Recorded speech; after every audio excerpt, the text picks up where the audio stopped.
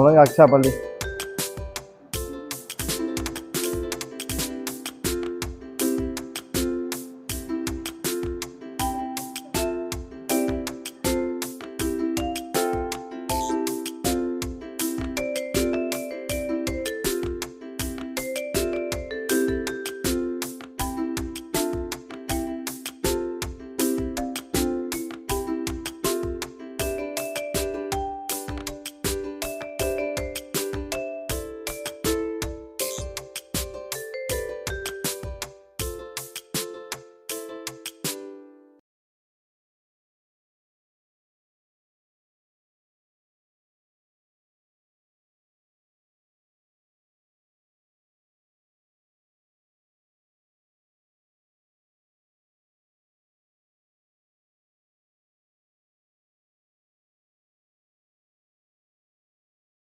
Hi மக்களே, நான் உங்கள் பேசும் மற்றும் ஒரு புதிய காணொலி உங்கள் சந்திக்கும் மறக்காரங்க. முதல்ல நீங்கள் யூடியூப்பில் சப்ஸ்கிரைப் பண்ணி லைக் பண்ணுறோங்க. தற்போது நாங்கள் எங்கே இருக்கிறோம்னா நம்முடைய பக்கத்து ஊரில் காத்தாங்குடியில் தான் இருக்கிறோம்.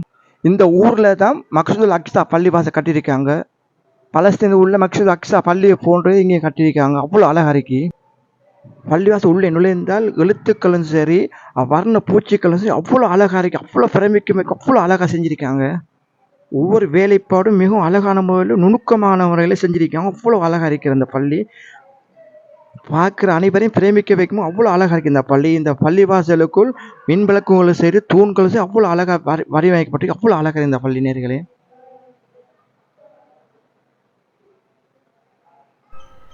இந்த இந்த அல் அக்ஸா பள்ளி வரலாறு என்னென்னு சொல்லணும்னா 1956 வந்து இந்த பள்ளிவாசல் வந்து ஒரு குடிசையாக தான் இருந்திருக்கு.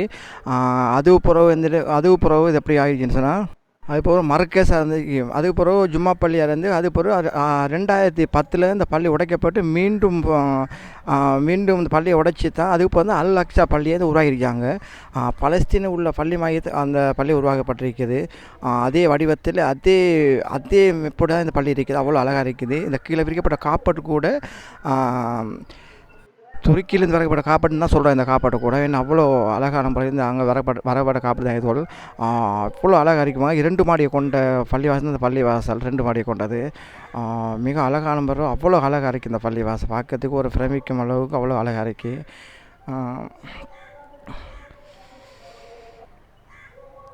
அந்த மின் விளக்கு இந்த 1000 கிலோ டன்னுடைய மின் விளக்குன்னு சொல்கிறாங்க. இதை வந்துட்டு அவ்வளோ ஒரு அழகாக இருக்குது. இரவில் எடுக்க போனால் அவ்வளோ அழகாக இருக்கும்.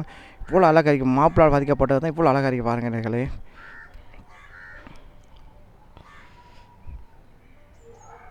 இவ்வளோ டிசைன் பண்ணி செஞ்சுருக்காங்க. அந்த மாப்பிளால் செய்யப்பட்டது தான் அந்த இது எவ்வளோ அழகாக செஞ்சுருக்காங்க. அவ்வளோ இதாக இப்போ நாங்கள் 2ஆவது மாடியில் நிற்கிறோம். நாங்கள்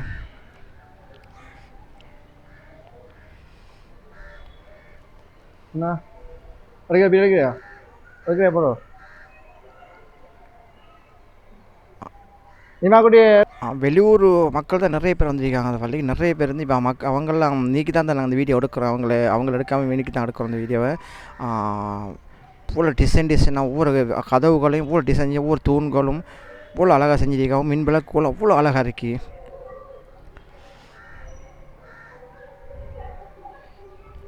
இந்த பள்ளிவாசலுக்கு வந்துட்டு 3 இனத்து மக்களும் வராங்க. எல்லா மக்களும் தமிழ், சிங்கள, முஸ்லீம் எல்லா மக்களும் இந்த பள்ளிக்கு வராங்க. எல்லாருக்கும் பார்க்கக்கூடிய அளவுக்கு இந்த பள்ளி இருக்குது. அவ்வளோ அழகாக செஞ்சுருக்கேன். அவ்வளோ அழகான முறை இந்த பள்ளி இருக்கிறது. இது வெளித்தோட்டம். இவ்வளோ இது 2ஆவது மாடி வெளித்தோட்டம் தான். இது மேலே கீழே பார்க்கும்போது தரப்பகுதி அந்த வழங்குறது.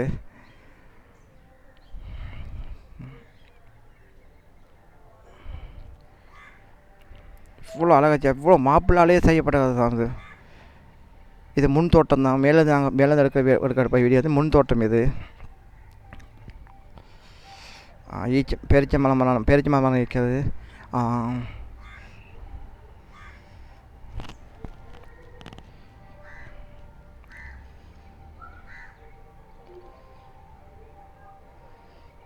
ஏகப்பட்ட மக்கள் வந்திருக்காங்க. ஏகப்பட்ட வெளியூர் தான் நிறைய பேர் வந்திருக்கிறாங்க. வந்து ஃபோட்டோஸ் எடுக்க, வீடியோ எடுக்க இப்படி தான் இருக்கிறாங்க. அவ்வளோ இதாக இருக்குது.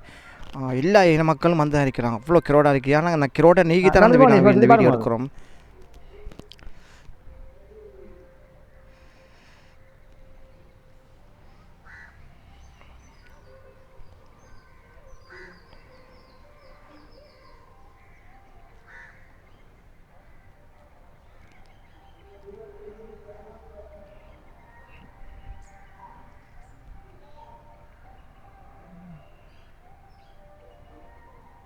பாருங்க நீங்கள் எவ்வளோ அழகாக இருக்கிறது. எப்படி நல்லா என்ன மறுபடி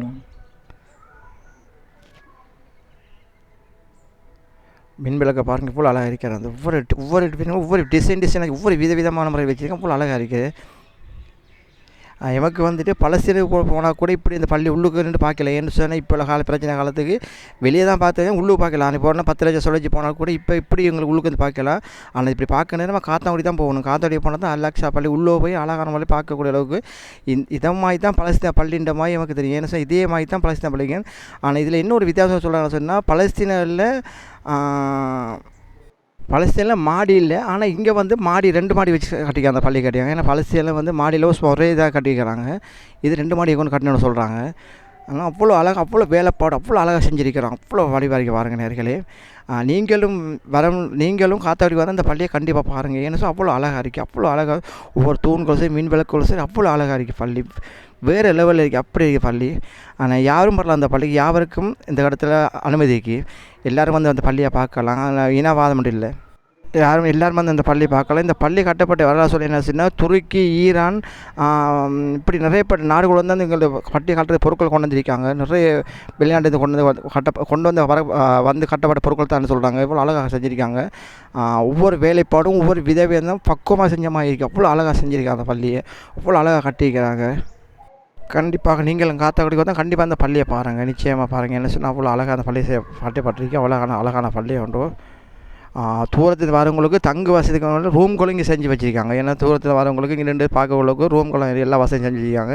நேர்களாக நீங்களும் கண்டிப்பாக அந்த பள்ளியை பார்க்கக்கூடிய பள்ளி கண்டிப்பாக வந்து பாருங்கள்.